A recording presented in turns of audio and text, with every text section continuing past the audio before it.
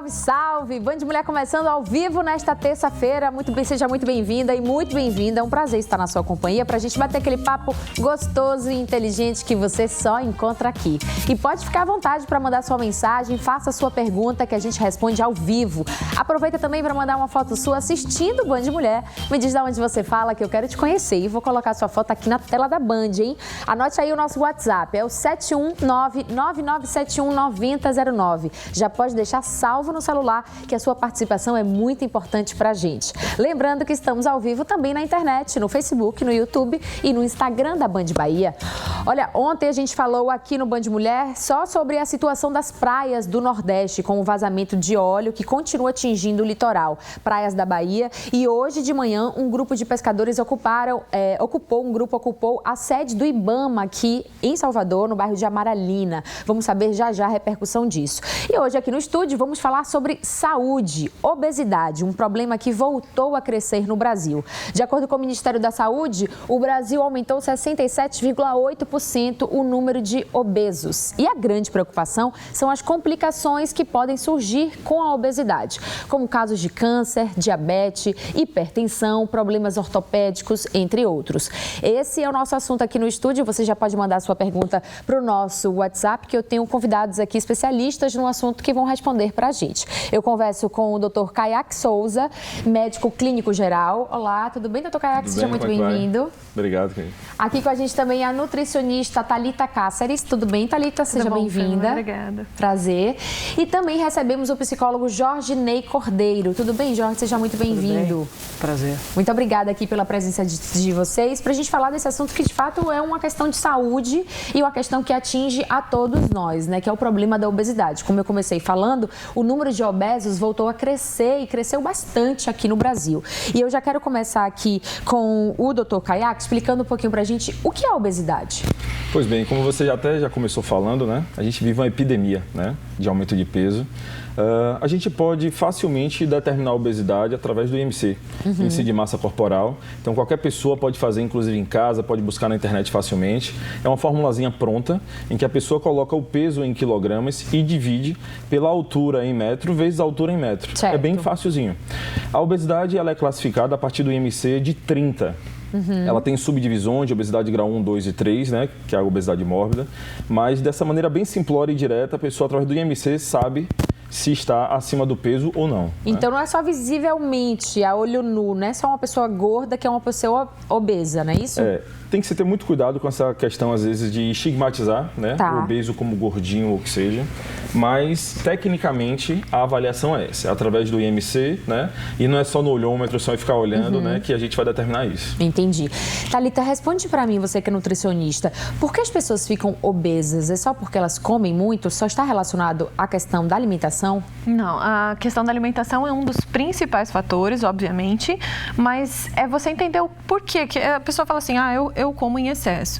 Mas por que eu como em excesso? Então, tem as desordens emocionais, existem complicações que podem surgir e aumentar essa compulsão alimentar devido a uma desnutrição funcional que a gente chama, ou seja, a pessoa ela come muito, mas ela não come nutrientes suficientes. Sim. Então, o organismo ele acaba pedindo nutrientes e a pessoa não sabe como compor esses nutrientes na alimentação. E aí acaba faltando.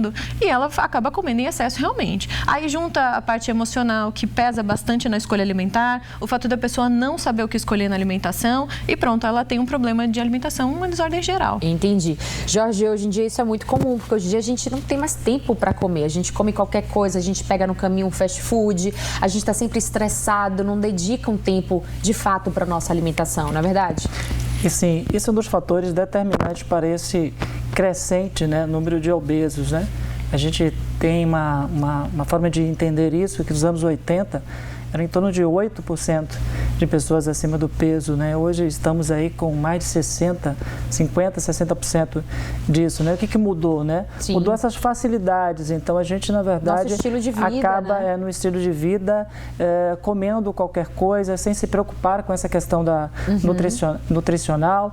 Tem os aspectos emocionais que influenciam muito, né? O aspecto de competitividade, o aspecto das pessoas estarem procurando sempre situações prazerosas como um meio assim de lidar com suas ansiedades, lidar com a sua tipo, a depressão, tô nervoso, então vou chegar em casa, vou comer aquele bolo inteiro porque eu tô assim, nervosa, né? Como é, na verdade, essa compensação na comida, né?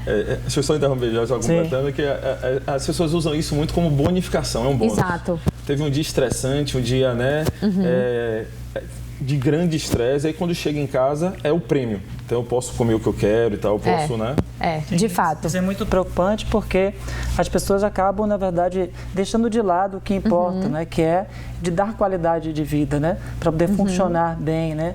De uma forma bem adequada, né? Então a gente precisa entender que a obesidade, ela é de fontes temos muitos fatores que influenciam isso, né? As questões sociais influenciam muito, as questões as questões emocionais influenciam muito isso. A gente vive num mundo obesogênico, né? Sim. Então a gente precisa lidar muito bem com isso, né? Muito bom.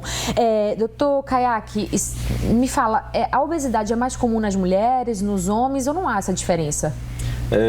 Na verdade, assim, a gente no Brasil, você até no início começou falando sobre alguns dados, normalmente cerca de 67%, né, do perfil de obesos. No mundo, hoje a gente tem uma população de obesos de 13%. O Brasil alcançou, na população adulta, 19% de obesos e alcançou 55% da população adulta no sobrepeso. Nossa. Então, a gente tem um percentual muito elevado alto de pessoas acima do peso, de um modo geral. A faixa etária que mais cresceu o volume de obesos foi na população mais carente e nos jovens. Sim. A gente teve um aumento de 2007 até 2017 em cerca de 110%, então mais do que dobrou isso. Então, assim, direcionar exatamente para um gênero ou então para um público, talvez não seja a forma mais adequada de avaliar isso. A gente teve, sim, uma concentração maior em alguns grupos, mas infelizmente a obesidade acomete todas as idades, né? Tá. Pessoas idosas, inclusive pessoas mais crianças, né? Está sendo cada vez mais frequente, inclusive crianças com 10, 11, 12 anos de idade que desenvolvem hipertensão. Era uma coisa que a gente não existia. Uma criança hipertensa, uma criança usando antihipertensivo, não existia isso alguns anos atrás.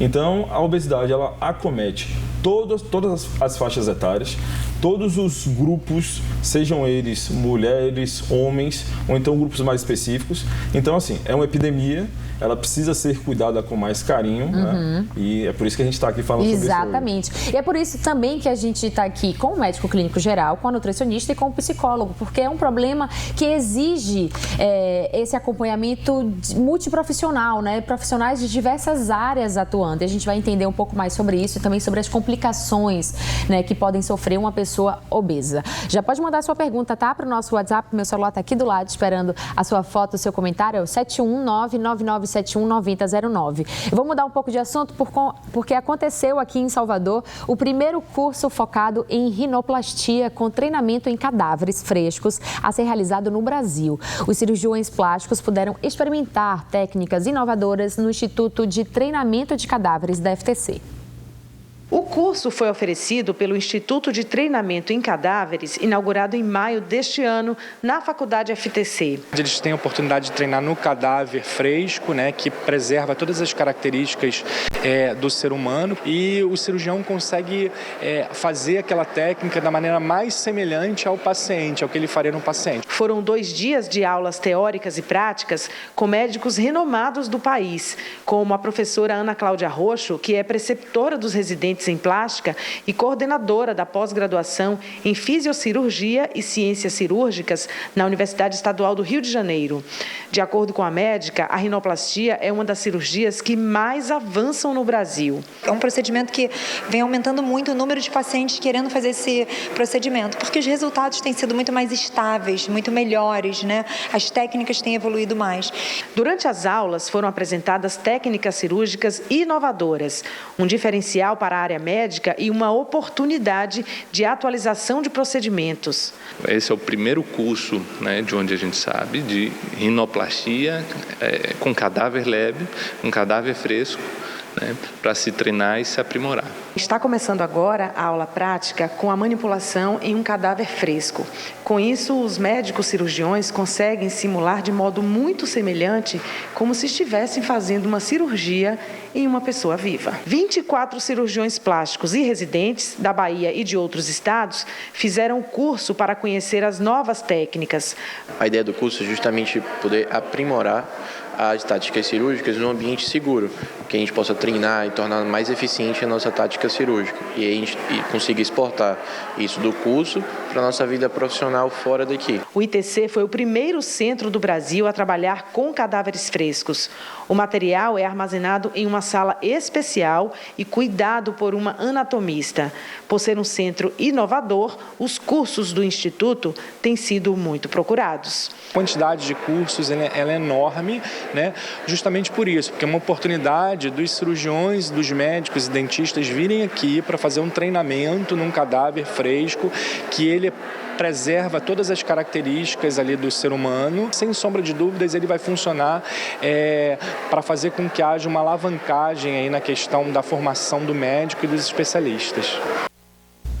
Muito bem, agora é o seguinte, gente, mês de outubro é o mês de aniversário da Oba Box. E como ela adora uma solução criativa para os nossos problemas, até a comemoração do aniversário é inovadora. E com a Oba Sound vai ter muita música nessa festa, viu? A Oba Sound é uma caixa de som multifuncional da Oba Box. Ela é 7 em 1. Você pode ouvir suas músicas via Bluetooth, por pendrive e cartão de memória também, além de escutar as suas rádios FM favoritas. E tem mais, tem função karaokê com entrada para microfone que acompanha o Oba Sound, entrada também para instrumento musical e função gravador. Essa maravilha de caixa de som tem autonomia de 5 horas de potência interna, de bateria, melhor dizendo. A potência de som é de 80 watts e é fácil de levar para qualquer lado com as suas alças, é só pendurar. Agora imagina você com essa super caixa de som e ainda ganhar até R$ 1.500 de descontos nas suas próximas compras. Pois é, durante o aniversário da Oba Box, você compra a sua Oba Sound e recebe de presente uma cartela de cupons de desconto. Ao todo, são até R$ 1.500 em cupons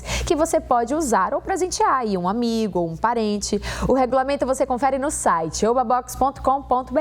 Ligue agora 0800 942 2140 e garanta a sua Oba Sound e de presente a sua cartela de descontos. Ligando nos próximos 20 minutos, você também irá pagar um preço especial de lançamento. E se for um dos primeiros a ligarem pra gente, também consegue um parcelamento incrível que cabe aí no seu bolso. 0800 942 2140. Oba Box, soluções criativas para o seu dia a dia.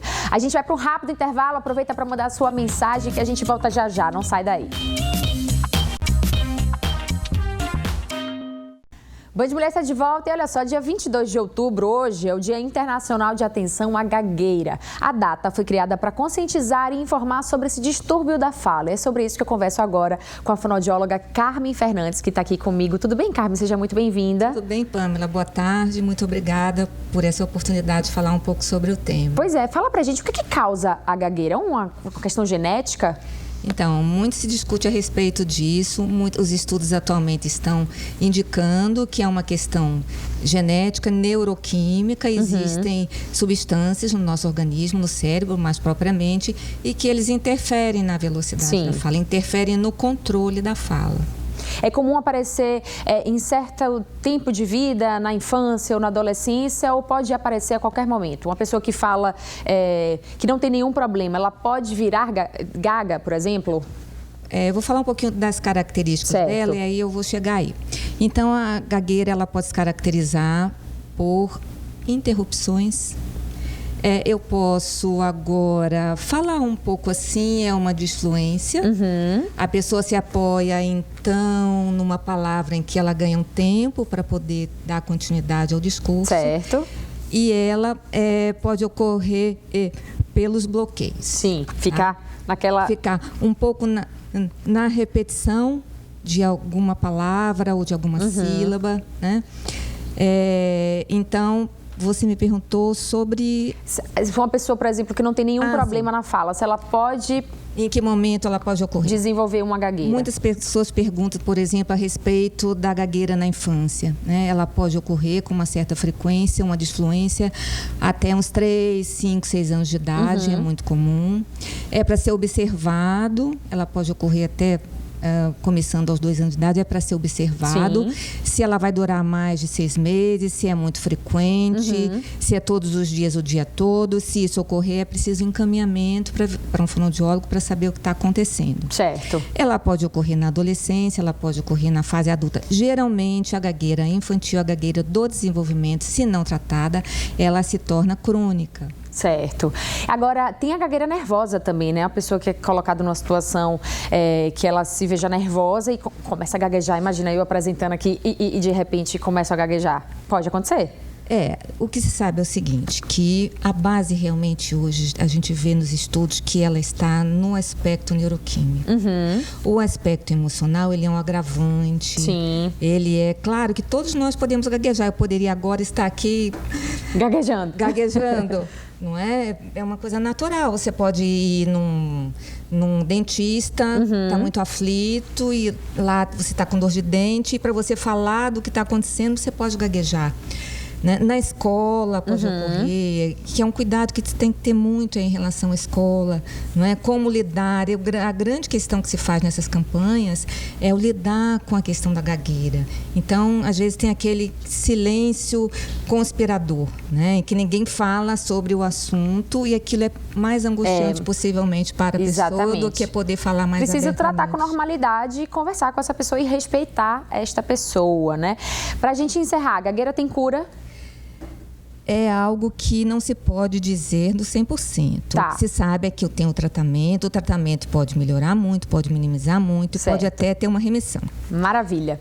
A gente está passando todas as informações, atendimento gratuito do CEPRED, com o número de telefone também, se você sofre de gagueira, se conhece alguém que sofre desse problema, precisa desenvolver, precisa tratar, liga lá para eles, tá bom? Muito obrigada, Carmen, pelas suas informações, tá bom? Muito obrigada.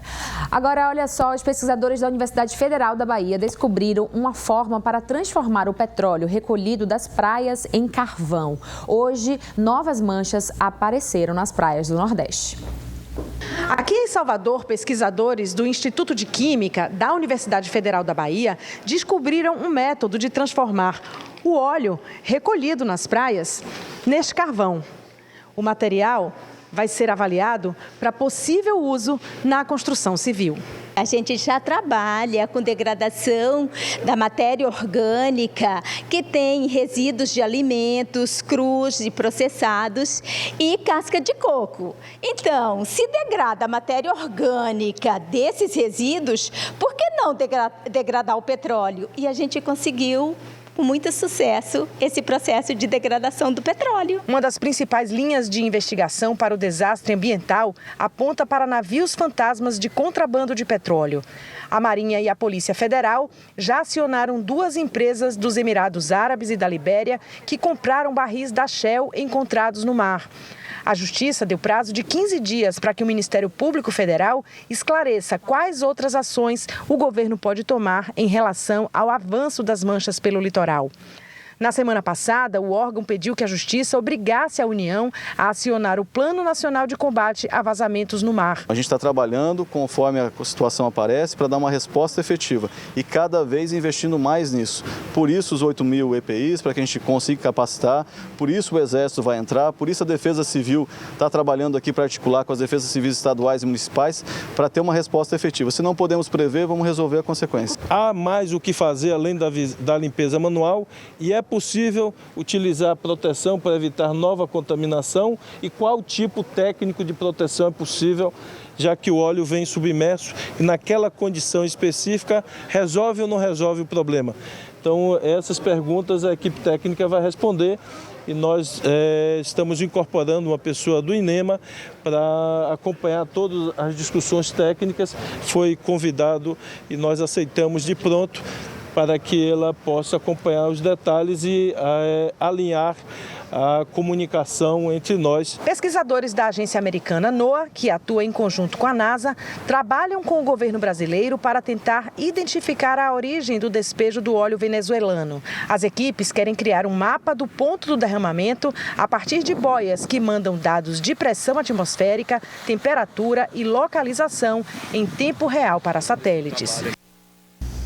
E olha, a segunda e a terceira praia em Morro de São Paulo, município de Cairu, no sul da Bahia, foram interditadas pela Prefeitura por causa das manchas de óleo. Equipes das Secretarias Municipais de Desenvolvimento Sustentável e Especial do Morro limparam hoje de manhã os locais afetados. De acordo com a Secretaria de Desenvolvimento Sustentável de Cairu, a Fabiana Pacheco, melhor dizendo, a secretária, a interdição é uma medida de precaução devido aos riscos causados pelas manchas de óleo aos banhistas, que podem causar reações nos pulmões e na pele. Além das duas praias, fragmentos das manchas de óleo também foram encontrados na praia da Coeira, em Boipeba, e na Ponta do Quadro, em Garapuá.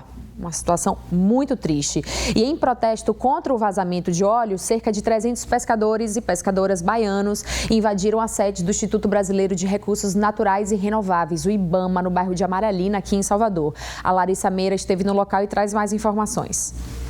Oi, Pamela, boa tarde para você. Eu falo aqui direto da sede do IBAMA, aqui em Amaralina, onde cerca de 250 representantes das colônias de pescadores e de marisqueiras de todo o estado protestam. Eles pedem uma reunião com representantes do órgão ambiental e o IBAMA prometeu uma reunião a partir de 2 da tarde, já notificou e convocou alguns órgãos, tanto do estado quanto do município, além do Ministério Público, para que sejam traçadas estratégias, né, já que eles reclamam que estão saindo prejudicados porque o movimento de venda do pescado caiu, então prejudica a economia familiar deles, e eles estão também sem ter o que comer, já que é cultural, né, que eles consumam o pescado que eles vendem, né, que eles pescam. Então a gente volta com mais atualizações durante a programação. Está prevista aí para 2 da tarde essa reunião entre os órgãos ambientais e o Ministério Público para traçar estratégias para ajudar as colônias de pescadores de todo o estado.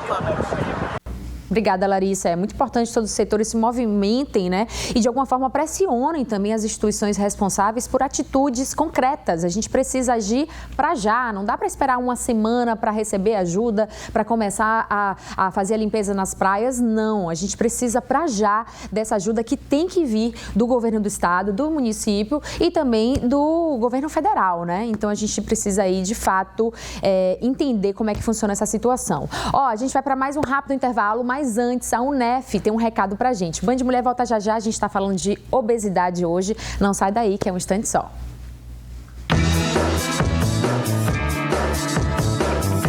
Dicas da Band pro Enem.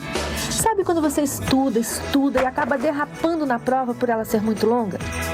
Uma dica que pode ajudar. Nos dias das provas, comece a responder as questões mais difíceis primeiro. Depois, vá para as pegadinhas e só no fim para as mais fáceis.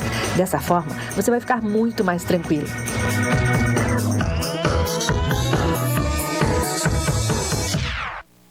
O mundo agora é digital. Seja para ouvir música, assistir um filme ou conversar com os amigos. Usamos a internet para tudo. Para estudar, não seria diferente. Com a UNEF EAD, você tem aulas 100% online e pode estudar onde e quando quiser. Estude com bolsas de 50%, pagando apenas R$ 49,00 na matrícula. Agora com novos cursos. Está esperando o quê? Inscreva-se!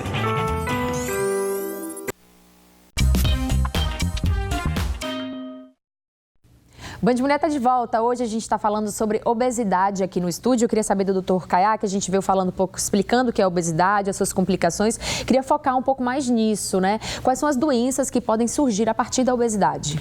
É bom que as pessoas entendam que a obesidade é uma doença, ela precisa ser tratada.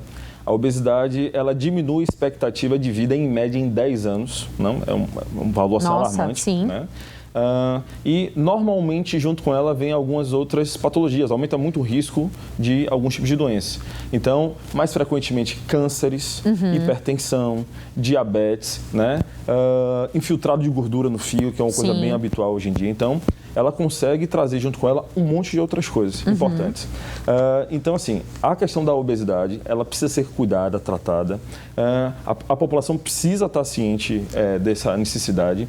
E lá na clínica da obesidade, a gente tem lá um quantitativo, algumas dezenas de pacientes internados. E a gente costuma dizer o seguinte, a gente tem 100% de bom resultado. Todos os pacientes conseguem avançar em relação à alimentação, à ideia do que é se alimentar, perder peso ou o que seja. Mas nossa grande tarefa lá é justamente conseguir reinserir esses pacientes, essas pessoas, na vida que ela tem aqui fora, com bons hábitos, com resultado e com controle de peso, que é o principal foco. Enquanto está na clínica, ela, de uma certa forma, está ali supervisionada, ela tem todo esse atendimento, mas quando sai, precisa manter, óbvio. A gente tem a preocupação de fazer o que a gente chama de desmame, preparar esse paciente para poder voltar à sua realidade. Mas, sem dúvida alguma, é uma tarefa árdua. Ó, já estou recebendo aqui várias mensagens. Tem um relato que eu achei bem interessante compartilhar aqui, que é uma pessoa, o Pedro de Aracaju, que está aqui escrevendo, que aqui ele conta que na casa dele todos se juntaram e mudaram a alimentação só para ajudar a irmã que estava sofrendo com a obesidade. Para você ter ideia, ele me conta, era triste ver minha irmã com dificuldade de locomoção e até de fazer higiene íntima no banho. Ela teve um momento de reconhecer a situação e pediu ajuda. Agora ela já perdeu mais de 30 quilos com a ajuda de um médico. É o Pedro de Aracaju. Obrigada pelo seu relato, de compartilhar aqui com a gente, porque de fato são várias questões. Eu acho que só no dia a dia mesmo, e a gente falou sobre as complicações aí na saúde física, mas também tem complicações no nosso psicológico também, que são bastante importantes, né? Porque assim, são complicações diversas, né? O isolamento social é muito comum, né? Porque as pessoas passam, na verdade, a se sentir inadequadas, né? Por conta da obesidade. O apoio da família é fundamental, porque assim, a gente tem que entender que a obesidade, ela é um processo sistêmico, né? É uma das complicações médicas que envolve, assim, compromete muitos sistemas da pessoa, né? Praticamente todos os sistemas fisiológicos, né? Compromete os sistemas psicológicos, compromete o social, né? Então é importante que tenhamos um cuidado e justamente assim, essa percepção mais transdisciplinar. A gente precisa, na verdade, avançando, né, e estar cuidando do paciente, mas estarmos centrados na pessoa. E não no sintoma, e não nas questões puramente da doença em si. Por quê? Porque a gente percebe que esse paciente ele tem várias induções que compromete, que condiciona, porque a gente tem que entender que esse paciente é um paciente que foi condicionado, essa pessoa é uma pessoa que foi condicionada a se comportar daquele jeito, a agir daquela forma. Tem vários fatores ali que influenciam, vários fatores, né? Sim. Thalita, para você, qual é o principal vilão da obesidade? Alimentação ultraprocessada, ou seja, alimentos industrializados que têm muitos aditivos, muitos ingredientes artificiais e que não oferecem quase nutriente nenhum. Então, excesso calórico, para você ter uma ideia, um pacote de bolacha recheada, um tubinho daquele, equivale a 8 pães franceses. Sério? 8 pães franceses? Não, mentira. Você tem uma ideia? E tem gente que come assim, sem perceber. Ai, meu Deus, morri agora. É mesmo?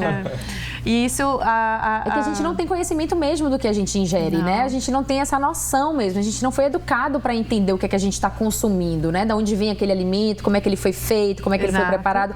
Quais foram os produtos que foram colocados nele para eles se manterem ali na prateleira durante tanto tempo, naquele mesmo formatinho, né? Sem nenhuma imperfeição. Tudo isso influencia bastante, né? Sem contar o apelo, né? Que tem muito em relação a isso, né? Se a pergunta foi direcionada a mim em relação a qual é o pior vilão, acho que o pior vilão é o social, né?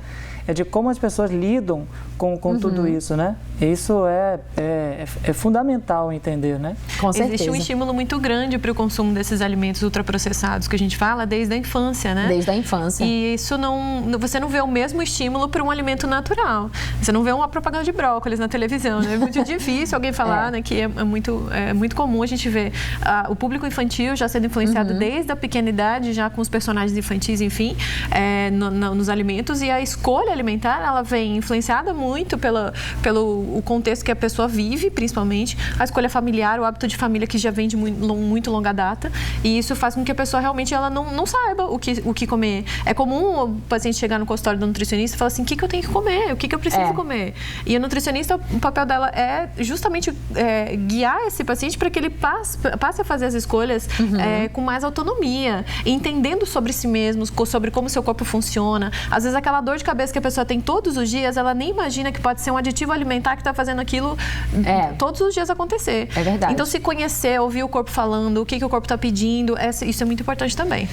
Doutor Kayak, a obesidade tem cura? Obesidade tem controle. Eu acho que essa é a melhor resposta. Complementando, puxando um pouquinho para o meu lado, eu vou adicionar também a atividade física, que é um importante fator hoje em dia. Cada vez mais as pessoas estão mais sedentárias, cada vez menos ativas, né? E a obesidade, ela tem controle. Uma vez que a pessoa ela é obesa, ela tem como se tornar não obesa. Mas é fundamental ela manter uma série de regrinhas, de ações no dia a dia para poder se manter magro, então se manter não obesa. Então, obesidade tem controle, mas a gente pode dizer que, tipo assim, pode ser curado. Né? Pode ser curado. É um caminho para a cura. Forma, De fato, se sempre controlada, então a pessoa está livre da obesidade, mas tem que estar sempre mantendo. Importante sobre isso, porque se a pessoa entende de uma forma mais ampla o significado de cura, né? Para mim, curar é educar e reeducar. Se você, na verdade, transforma, ressignifica tudo aquilo que levou a você adoecer, a você ter aquela manifestação do seu corpo, a ter aquelas complicações, e você se mantém nisso, a partir do controle, do autocontrole, você pode se considerar curado enquanto você mantém esses processos. É verdade. Muito bem, hoje temos muita coisa para pensar nesse programa de hoje, hein? Bem interessante sobre obesidade, mas agora eu já estou de pé, porque eu quero falar com você sobre imóveis de qualidade para deixar a sua casa ainda mais bonita. Você precisa conhecer o Baianão Móveis. Já são 15 lojas na Bahia com as melhores opções de móveis para sala, quarto e cozinha. Além de colchões e uma linha completa de eletros que vai aí do liquidificador à geladeira com as melhores marcas do mercado. Acompanhe essas ofertas nos nossos intervalos comerciais e também no Instagram, @Baianão Móveis. São produtos de qualidade com os preços mais baixos do mercado e você diz como quer pagar. Pode ser dinheiro, pode ser no carnê, pode ser no cartão Baianão. Não adianta bater perna por aí, tá? Preço, qualidade e prazo é no Baianão, especialista em móveis. Já são mais de 20 mil produtos e a melhor operação de vendas do estado com entrega garantida. Siga @Baianão Móveis no Instagram e confira agora mesmo as ofertas de hoje e o endereço das 15 lojas. Tem aí uma perto de você. Baianão Móveis, especialista em móveis e em preço baixo. Hoje a gente está falando sobre obesidade, eu vou voltar já para responder as perguntas que vocês estão me enviando, mas eu queria saber também da Thalita, que é nutricionista, qual a importância de você estar nesse ambiente com a clínica da obesidade, que você recebe esse tratamento, esse acompanhamento de vários profissionais diferentes, de várias áreas diferentes. Como o Jorge falou, a gente precisa identificar o que levou esse paciente a chegar à obesidade, né? Então, fazer esse rastreamento atrás. Lá dentro da clínica, é possível que o paciente ele possa ficar num ambiente isolado dos gatilhos que a gente fala, né? Que o levam a fazer escolhas erradas e ele consegue ter uma alimentação controlada. Então, ele não tem outra opção, né? A gente ajusta essa dieta para ele, ele tem um plano de atividade física, ele faz acompanhamento com psicólogo, com médico, com terapeuta ocupacional. Então, ele vai começar a se entender. E aí, nesse momento que ele começa a se entender, a gente começa a inserir as informações que ele vai levar para conduzir a sua alimentação, a sua rotina de vida, de atividade física lá fora, né? Sim. Então, ele precisa estar longe disso. E qualquer pessoa, em qualquer idade, pode ter esse tipo de acompanhamento, de tratamento? Criança, adulto, idoso? Sim, hoje a gente recebe pacientes crianças, né? Na fase infantil ainda, idosos, a gente recebe muito também. Quanto mais comorbidades a pessoa tem, ela tem muito mais necessidade, eu diria, né, de estar num ambiente isolado como esse. As comorbidades que a gente fala aqui, o Dr. Kayak falou, as doenças que podem estar limitando a pessoa de se movimentar, e os tratamentos que se fazem é justamente para que ela fique completamente apta a poder fazer esse tratamento. Certo. A Marlene Tavares está aqui perguntando, por que nós, obesos, não nos vemos gordos? Pergunta complexa, hein? Bem interessante. Porque, assim, na verdade, o cérebro, né, com o tempo, ele vai se moldando aquilo, né? Então, na verdade, a gente fala da questão da cegueira emocional. Então, a pessoa não se percebe porque ela mostra aquela condição para ela mesma durante muito tempo na vida dela. Sim. É meio que se acostumar com aquilo, né? Entendi. Então, elas, por conta disso também, por conta da imagem corporal, né, que a pessoa normalmente não gosta da imagem corporal, ela vai deixando de lado esse corpo. Então, ela vai para o espelho, ela se preocupa mais em olhar o rosto e todo o resto vai passar despercebido, né? Quando ela começa a se envolver, se implicar com esse processo de emagrecimento, é quando ela é convidada a enxergar. E aí, mesmo assim, ela ainda acha que está acima do peso, porque, de qualquer forma, a gente vai buscar a referência. O que é estar magro, o que é estar obeso, Exatamente. Né? E, às vezes, nem percebe que já, na verdade, perdeu uma quantidade de peso significativa. E também eu gostaria de destacar aqui que existe uma diferença entre você estar gordo e você estar obeso, né? Porque a gente fica também, não, porque tem que ser todo mundo magro, tem que estar todo mundo num padrão. Não, eu acho que isso afeta a partir do momento que interfere na sua qualidade de vida e a partir do momento que, clinicamente, você está ali no uma condição crítica. Na verdade, seus exames já não estão bem, sua pressão está alta, né? Você já tem com problemas como diabetes, por exemplo. Então, assim, tudo bem ser gordinho. Se você está saudável, tudo bem. Mas tem que saber qual é esse limite, qual é esse limite aí entre uma coisa e outra, né? É fundamental que a pessoa esteja confortável com o corpo que tem. Né? É claro que tem que ser chamada a atenção, às vezes, os pacientes, principalmente de grande aumento de peso. Né? Lá a gente tem a rotina de receber pacientes que a gente classifica de superobesos, né? De obesidade mórbida, em que a gente considera assim um grupo especial na medida em que eles extrapolaram além do que é habitual, às vezes, a condição de peso. Mas esse olhar estereotipado, de olhar a pessoa e dizer que está gordinha, está cheinha, tem que estar num perfil tal, isso não se adequa à nossa realidade. As pessoas têm que se sentir confortáveis, têm que fazer as suas escolhas, mas é bem verdade que a obesidade ela é uma doença, ela tem que ser tratada, ela tem que ser acompanhada. Então, mas é importante que as pessoas tenham essa ideia, né? Estar acima do peso, não necessariamente estar no perfil, no biotipo que as pessoas às vezes valorizam mais. Isso é uma condição que não deve ser permitida. Então, a pessoa não pode ser tratada ou destratada em função da sua condição ponderal, em função do seu peso. Né? Exatamente. Thalita, mais uma pergunta. Gostaria de saber se ansiedade faz com que a pessoa engorde. Sem dúvida. É uma pergunta que o Jorge pode complementar muito bem, obviamente, mas o perfil alimentar da pessoa, a quantidade de nutrientes que ela ingere, vai favorecer a ansiedade aparecer. Então, a ausência de alguns nutrientes faz com que a ansiedade apareça mais. E à medida que ela vai ficando mais ansiosa, ela vai gastando mais desses nutrientes que ela não repõe. Então, vira um ciclo, na verdade, né? E aí, a ansiedade leva ela a comer mais e, se ela tem escolhas erradas, piora mais ainda a situação. De forma isolada, a ansiedade por si só ela não vai engordar. É o que você escolhe para lidar com essa ansiedade, né? Que é o comportamento. Que emagrece, inclusive, né? Quando está muito ansioso, muito nervoso, não consegue comer. Então, o comportamento alimentar, que é muito comum, inclusive, em pessoas que têm obesidade, né? Que é a compulsão alimentar, isso sim, porque ela acaba, na verdade, ingerindo uma quantidade muito grande de alimentos sem ter fome física, né? E ela tem, na verdade, muita dificuldade em lidar com isso. E normalmente associado a esses contextos emocionais, de ansiedade.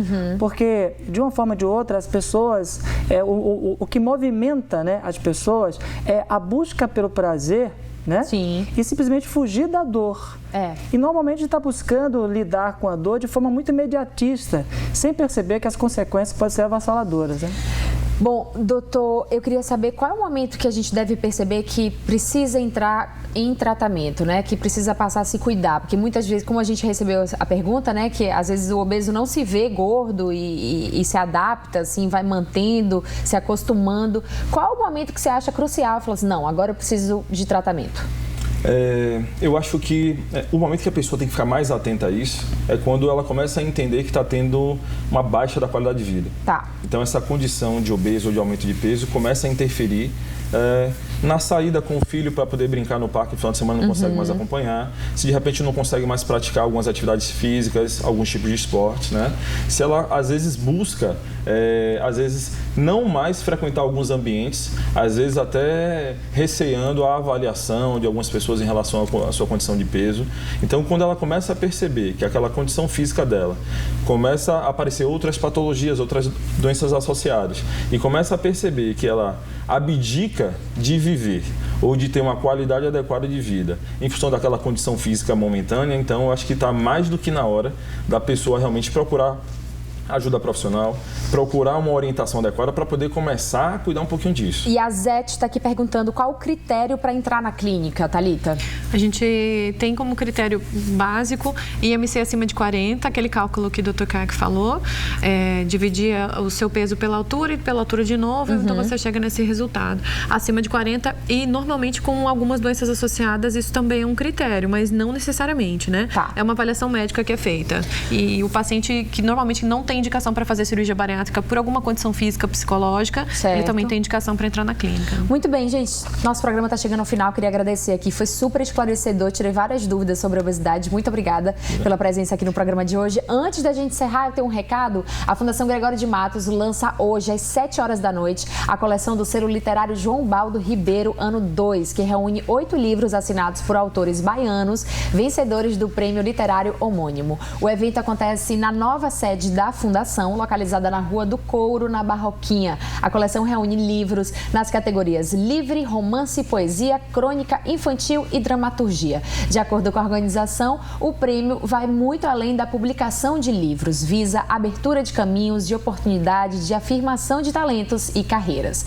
A gente fica por aqui, muito obrigada pela companhia. Amanhã estamos de volta para falar sobre violência contra a mulher. Eu te espero ao vivo a partir de 1h15 da tarde, tá bom? Uma ótima tarde e até lá. Tchau.